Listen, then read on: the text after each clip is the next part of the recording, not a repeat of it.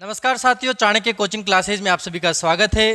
प्रिय विद्यार्थियों, जैसे हम बात कर रहे थे इस लॉकडाउन के अंतर्गत ऑनलाइन क्लासेज हम लेने जा रहे हैं और हम बात कर रहे हैं अपने अगले टॉपिक के बारे में, सेल डिवीजन के बारे में बात कर रहे थे, कोशिका विभाजन के बारे में बात कर रहे थे।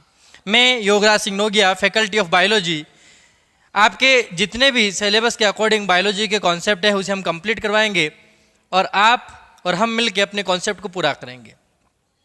तो बात करते हैं हम सेल डिवीजन के बारे में, कोशिका विभाजन के बारे में। कोशिका विभाजन, सेल डिवीजन क्या है उसकी हम चर्चा कर रहे थे।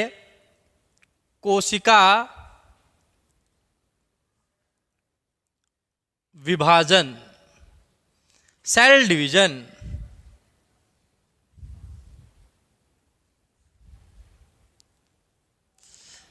तो अब तक हम बात कर चुके थे सेल साइकिल के बारे में, कोशिका चक्र के बारे में। कोशिका चक्र का जो सही क्रम है उसकी हम चर्चा कर चुके थे। जैसा कि हमने कहा कि कोशिका चक्र में सबसे पहले इंटरफेज अर्थात अंतरावस्था की क्रिया होती है और इंटरफेज के बाद में एम प्रावस्था प्रारंभ होती है। और हमने कहा था कि कोशिका चक्र का सही क्रम क्या है, तो इंटरफेज और एम प्रावस्था। और हम ये जानते हैं कि इंटरफेज जो अवस्था है उसमें इसे 3 भागों में बांटा गया है, G1 फेज, S फेज और G2 फेज। और उसके बाद में आता है एम प्रावस्था। हमें पता है मायोटिक जो फेज है, एम प्रावस्था है, उसमें इसे 2 भागों में बांटा गया है, कैरियोकाइनेसिस और साइटोकाइनेसिस, अर्थात केंद्रक विभाजन, केंद्रक का विभाजन और कोशिका द्रव्य का विभाजन। इसलिए हम इसको इस प्रकार से प्रेजेंट कर सकते हैं कि G1 और G1 के बाद S फेज और फिर G2 फेज, या हम कह सकते हैं एम प्रावस्था में 2 अवस्था है। इसके बाद जैसे हमने कहा केंद्रक विभाजन, और केंद्रक के विभाजन के उपरांत होता है कोशिका द्रव्य विभाजन। तो विद्यार्थियों, हम ये फील कर सकते हैं, सोच सकते हैं कि कोशिका चक्र में जो क्वेश्चन है किस प्रकार से पुटअप किए जाएंगे। इंटरफेज या एम प्रावस्था, जो कोशिका चक्र का, अगर हम बात करें कोशिका चक्र का सही क्रम या फिर इस प्रकार से हम कंप्लीट कर सकते हैं, या हम बात कर सकते हैं G1 S G2 केंद्र विभाजन, कोशिका द्रव्य विभाजन, अर्थात हम कह सकते हैं इस प्रकार से क्वेश्चन पुटअप हो सकता है। तो आज हम कोशिका चक्र में जो प्रथम अवस्था है इंटरफेज अंतरावस्था की बात करेंगे। तो देखिए, कोशिका चक्र को 2 भागों में बांटा गया, इंटरफेज और एम प्रावस्था। इंटरफेज जिसे अंतरावस्था हम कहते हैं, और अंतरावस्था को निम्न 3 भागों में बांटा गया है। तो सबसे पहले हमने बात की कोशिका जो चक्र है, उस कोशिका चक्र में कोशिका के विभाजन की क्रिया होती है। और कोशिका चक्र में इसकी 2 अवस्थाएं कौन कौन सी बताई हमने। नंबर फर्स्ट हमने कहा इसके 2 भाग है, अंतरा अवस्था जिसे हम क्या कहेंगे, इंटरफेज, और दूसरी अवस्था हमने बात की जिसे कहते हैं हम सूत्री विभाजन अवस्था,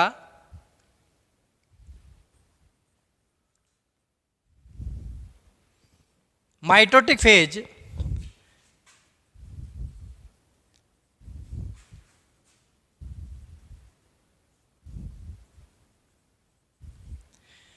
अंतरावस्था और सूत्री विभाजन, माइटोटिक फेज।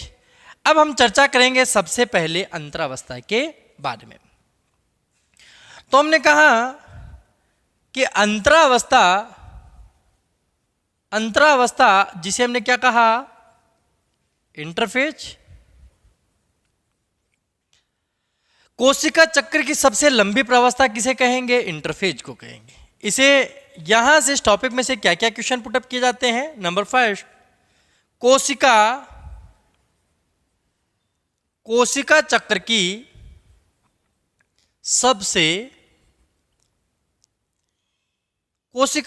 सबसे लंबी प्रावस्था, अर्थात यह कोशिका चक्र की सबसे लंबी प्रावस्था होती है। कोशिका चक्र की सबसे क्रियाशील अवस्था,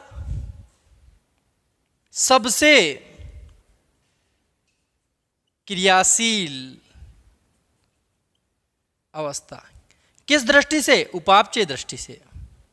उपापचयी दृष्टि से प्रश्न पूछा जाए कि कोशिका चक्र की उपापचय दृष्टि से सबसे क्रियाशील अवस्था कौन सी है? अंतरा अवस्था। हम बात कर सकते हैं कि यह अवस्था सबसे लंबी अवस्था होती है और कोशिका चक्र की सबसे लगभग 95% जो समय है वह इसी अवस्था में संपन्न होता है। और हम बात करते हैं कि यह बहुत ज़्यादा समय लेती है, इसलिए कई वैज्ञानिकों के अनुसार इसे विश्राम की अवस्था भी कहते हैं। तो हम कह सकते हैं कोशिका चक्र की विश्राम की अवस्था, विश्राम अवस्था के नाम से किसे जाना जाता है? अंतरावस्था को जाना जाता है। इस इंटरफेज अवस्था के अंतर्गत अगर हम बात करें क्रोमेटिन पदार्थ का अध्ययन किस अवस्था में किया जाता है? अंतरावस्था में। तो इसमें क्रोमेटिन पदार्थ का अध्ययन किया जाता है। क्रोमेटिन पदार्थ, और हम जानते हैं कि जब क्रोमेटिन पदार्थ का संघनन होता है, क्रोमेटिन पदार्थ का जब संघनन होता है तो निर्मित होता है गुणसूत्र। किसका निर्माण होता है? गुणसूत्र का निर्माण होता है। और गुणसूत्र की संरचना का अध्ययन हम मध्यावस्था या मेटाफेज अवस्था में करते हैं। लेकिन गुणसूत्र बनेगा किससे? वो बनेगा क्रोमेटिन पदार्थ से। और क्रोमेटिन पदार्थ का जो अध्ययन है वह अंतरावस्था में किया जाता है। और क्रोमेटिन पदार्थ के संघनन के द्वारा क्या बनता है? गुणसूत्र बनता है। तो हम ये बात कर सकते हैं इसके अकॉर्डिंग क्रोमेटिन पदार्थ का अध्ययन इसी अवस्था में पॉलीटीन गुणसूत्र का अध्ययन किया जाता है। पॉलीटीन गुणसूत्र का जो अध्ययन है वह भी किसमें किया जाता है? अंतरावस्था में किया जाता है। इस अंतरावस्था को 3 भागों में बांटा गया है, G1 फेज, S फेज और G2 फेज, जिनकी हम चर्चाएं करेंगे। तो देखिए,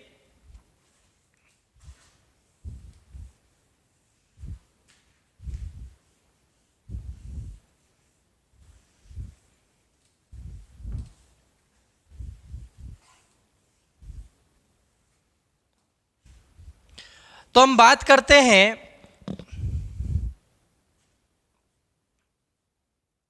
अंतरावस्था, इंटरफेज। इस अंतरावस्था या इंटरफेज को निम्न 3 भागों में बांटा गया है। कौन कौन सी अवस्था? जैसे हमने कहा जीवन फेज गेव फर्स्ट अवस्था। इस अवस्था को पूर्व डीएनए संश्लेषण प्रावस्था भी कहते हैं। पूर्व डीएनए संश्लेषण प्रावस्था, पूर्व डीएनए संश्लेषण प्रावस्था। जीवन अवस्था के बाद अगली प्रावस्था आती है जिसे कहते हैं एस फेज,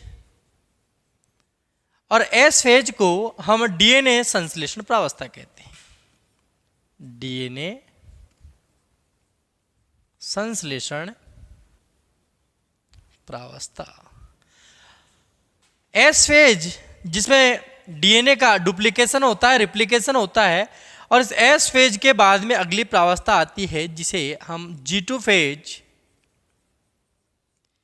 या डीएनए का संश्लेषण एस प्रावस्था में होता है। तो इसके बाद में जो अवस्था होती है उसे हम पश्च डीएनए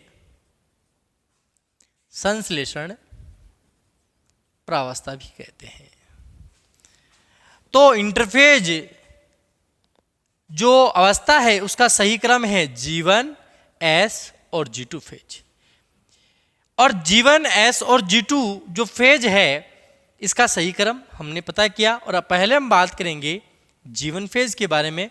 G1 फेज क्या है? तो देखिए,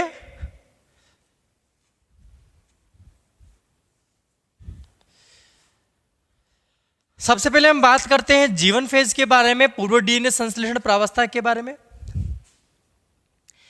जैसे हमने कहा कोशिका जो कोशिका चक्र है उसकी सबसे लंबी प्रावस्था अंतराप्रावस्था होती है, इंटरफेज होती है।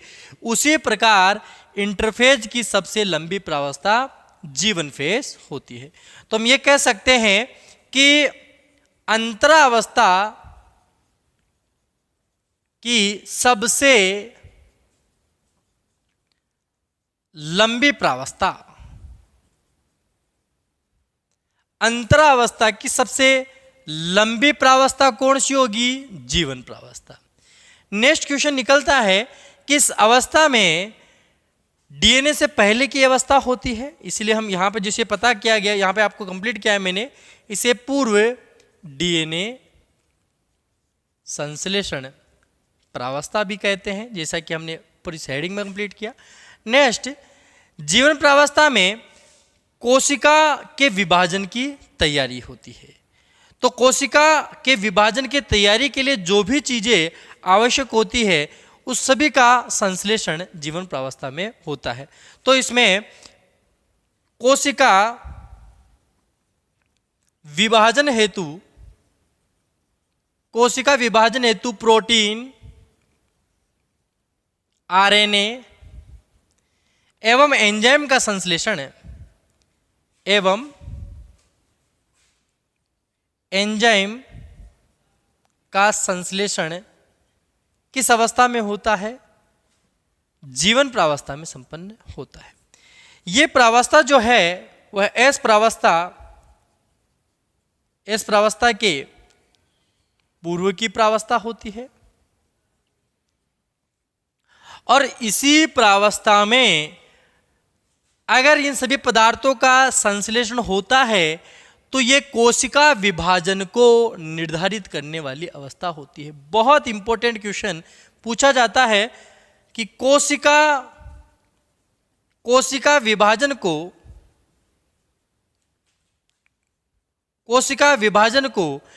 विभाजन होगा या नहीं होगा, ये किस अवस्था पर डिपेंडेंट करता है? G1 अवस्था। तो कोशिका विभाजन को निर्धारित करने वाली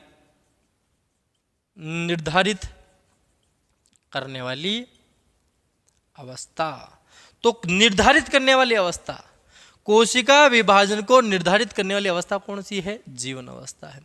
अगर कोशिका G1 अवस्था से S प्रावस्था में चली जाती है तो कोशिका का विभाजन होता है।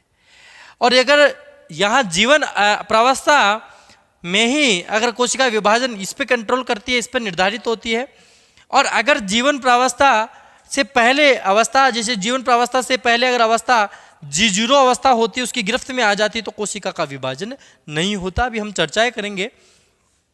तो G1 फेज पूर्व डीएनए संश्लेषण प्रावस्था के बारे में हमने बात की। ये सारी जो बातें हैं उसके अकॉर्डिंग होती है। चलिए अब इसके बाद में हम बात करते हैं कोशिका विभाजन को निर्धारित करने वाली अवस्था। तो ये हम बात कर पाए G1 प्रावस्था के बारे में। अब इसके बाद हम बात करते हैं S प्रावस्था के बारे में। S प्रावस्था जो G1 प्रावस्था के बाद में आती है। तो यहां हम बात करते हैं अगली प्रावस्था, इंटरफेज की नेक्स्ट अवस्था S फेज के बारे में। डीएनए संश्लेषण प्रावस्था। तो सबसे पहले हमने बात की एस प्रावस्था। इसे क्यों कहते हैं? क्योंकि इस प्रावस्था को एस प्रावस्था हमने कहा सिंथेसिस की क्रिया होती है, डीएनए संश्लेषण का कार्य होता है।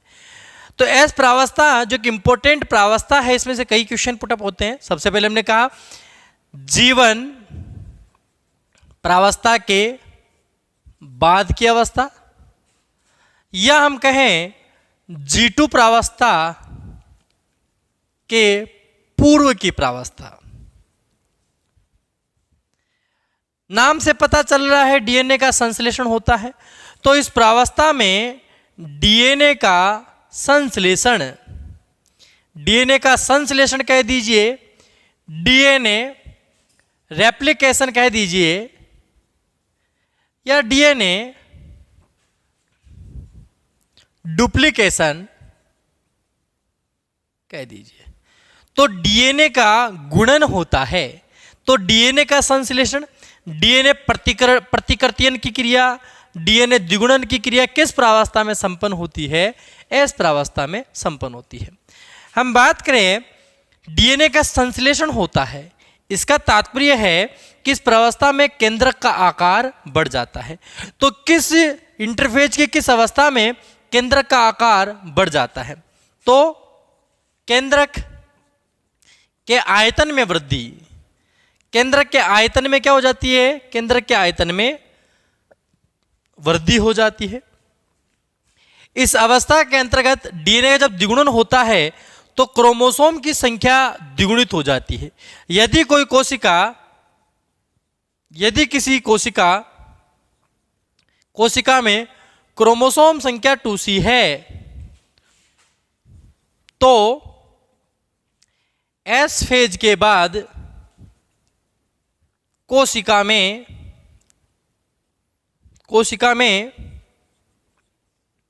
क्रोमोसोम संख्या 4C हो जाती है। तो क्रोमोसोम की संख्या का गुणन हो जाता है, क्रोमोसोम की प्रतिलिपियां बन जाती है। ठीक है, तो क्रोमोसोम की प्रतिलिपियों का जो निर्माण है, उसका जो द्विगुणन होता है वह किस प्रावस्था में होता है? वह अंतरावस्था में कंप्लीट होता है।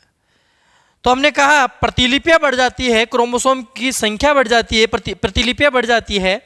तो यहां हम बात करते हैं अगला एस प्रावस्था के बाद G2 प्रावस्था। लेकिन जब युग्मनज में विदलन की क्रिया होती है तो युग्मनज में विदलन की क्रिया में केवल एस प्रावस्था ही पाई जाती है। युग्मनज में विदलन क्रिया में केवल एस प्रावस्था ही पाई जाती है, केवल एस प्रावस्था उपस्थित होती है, केवल एस प्रावस्था ही उपस्थित होती है। इसका मतलब हमने कहा कि युग्मनज में विदलन क्रिया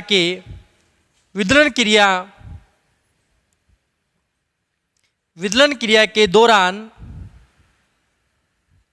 G1 एवं G2 प्रावस्था अनुपस्थित होती है।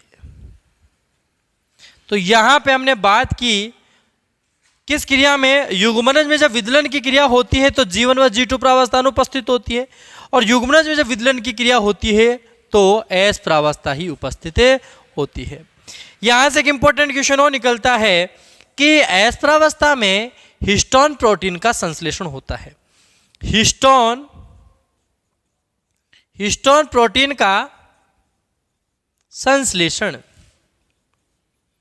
तो प्रश्न पूछा जाए कि हिस्टोन प्रोटीन का संश्लेषण किस प्रावस्था में होता है? एस प्रावस्था में होता है। G1 के बाद की अवस्था, G2 के पूर्व की अवस्था, डीएनए संश्लेषण प्रावस्था, केंद्र के आयतन में इसमें वृद्धि होती है। और कोशिका में, यदि किसी कोशिका में क्रोमोसोम 2C है तो उसकी प्रतिलिपियां द्विगुणित हो जाती है, उसकी प्रतिलिपियों का निर्माण हो जाता है और क्रोमोसोम 4C हो जाता है। और युग्मनज में विदलन क्रिया में केवल एस प्रावस्था ही उपस्थित होती है। युग्मनज में विदलन क्रिया के दौरान G1 एवं G2 प्रावस्था अनुपस्थित होती है और हिस्टोन प्रोटीन का संश्लेषण भी एस प्रावस्था में ही होता है। एस प्रावस्था के बाद आने वाली अवस्था को हम कहते हैं G2 प्रावस्था।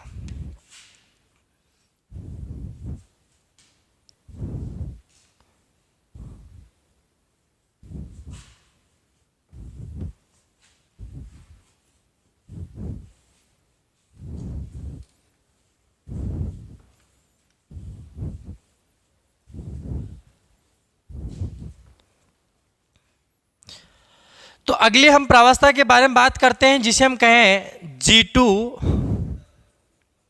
प्रावस्था। G2 प्रावस्था, ये प्रावस्था S प्रावस्था के बाद आती है, इसलिए इसमें से कई क्वेश्चन पुटअप होते हैं। इसे पश्च डीएनए संश्लेषण प्रावस्था कहते हैं, पश्च डीएनए संश्लेषण प्रावस्था। और इस प्रावस्था के बाद में कोशिका एम प्रावस्था में प्रवेश करती है, इसलिए इसे एम प्रावस्था के पूर्व की प्रावस्था भी कहते हैं, पूर्व की प्रावस्था भी कहते हैं।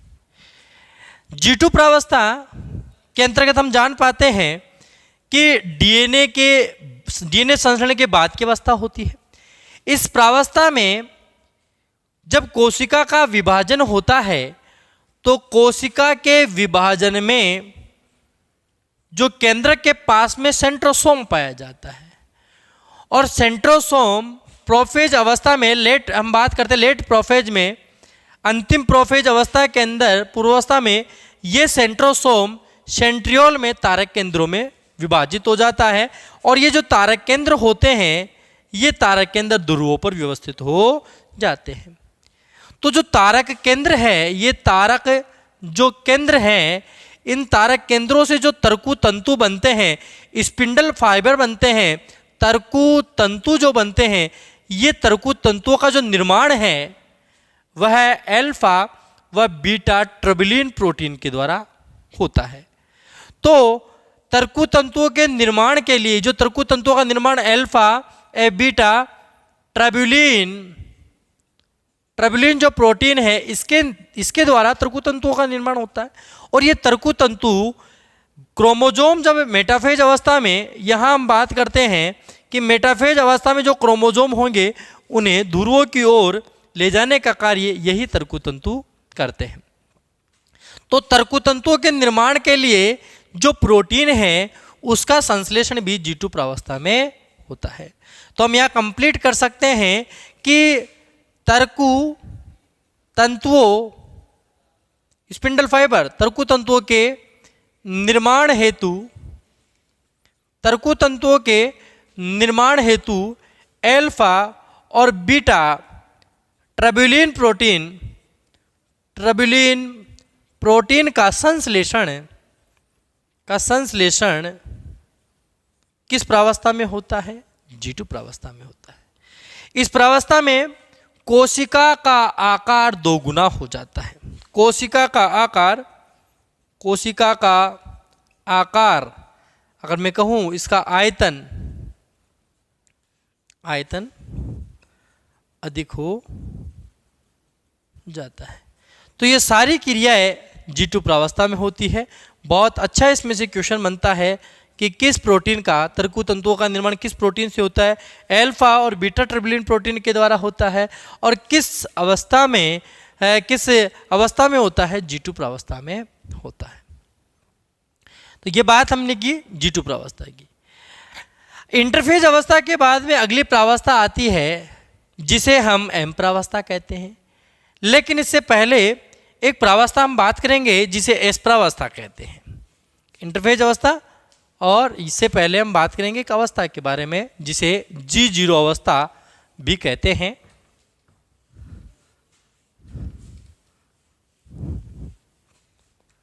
देखिए, एक प्रावस्था है, जैसे हमने कहा कि G2 प्रावस्था के बाद में हमने कहा एम प्रावस्था प्रारंभ होती है, लेकिन यहां हम बात करते हैं एक अवस्था है G0 प्रावस्था। ये क्या है? G0 प्रावस्था का मतलब है कि कोशिका विभाजन की वह अवस्था जिसमें कोशिका विभाजित नहीं होती। किस अवस्था में कोशिका विभाजित नहीं होती? G0 प्रावस्था में। तो जैसे मैंने एक चार्ट बनाया था, और चार्ट में हमने कहा था कि कोशिका विभाजन में, कोशिका चक्र में दो अवस्थाएं होती है, एक तो हमने कहा इंटरफेज और एक एम विभाजन। तो जब हमने इंटरफेज की बात की, इंटर जो फेज है, अगर हम बात करते हैं कि इंटरफेज के अंदर सबसे जैसे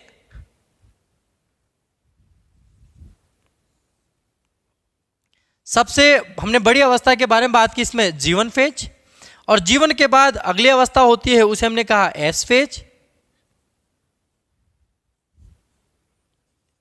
एस फेज, जीवन फेज, और उसके बाद हमने बात की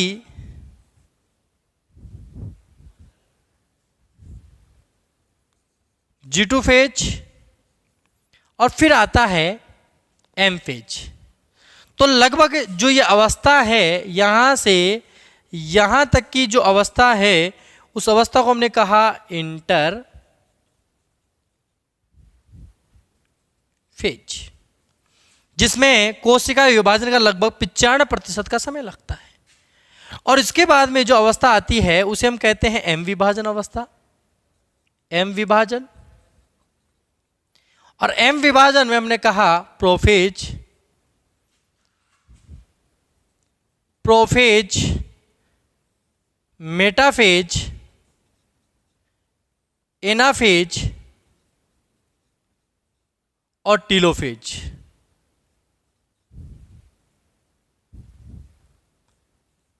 टीलोफेज,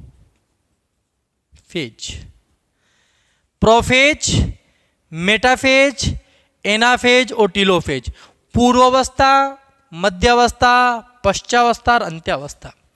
लेकिन जीवन के पहले एक अवस्था होती है जिसे हम बोलते हैं G0 प्रावस्था। हमने कहा कोशिका को निर्धारित करने वाली अवस्था जीवन फेज होती है। तो G0 अवस्था होती क्या है? G0 अवस्था का मतलब है कि इस अवस्था में कोशिका विभाजन रुक जाता है, कोशिका में विभाजन नहीं होता। मतलब इस अवस्था में हम बात कर सकते हैं कि जीवन अवस्था, जीरो अवस्था क्या है कि ये एक शांत अवस्था है, शांत प्रावस्था। क्या है शांत प्रावस्था? किस अवस्था में कोशिका विभाजन नहीं होता। तो G0 प्रावस्था में कोशिका विभाजन नहीं होता। जैसे हम बात करते हैं हमारी जो हृदय कोशिका है वह G0 अवस्था में रहती है, इसलिए हृदय कोशिका में कोई कोशिका विभाजन नहीं होता और कोशिका पूर्ण रूप से गिरफ्त में आ जाती है और कोशिका का विभाजन नहीं होता। तो ये हमने बात की कोशिका विभाजन के बारे में, इंटरफेज के बारे में, और कल हम बात करेंगे अपने अगले टॉपिक कोशिका विभाजन जो प्रकार है माइटोसिस डिवीजन, मियोसिस डिवीजन और एमाइटोसिस डिवीजन के बारे में। धन्यवाद।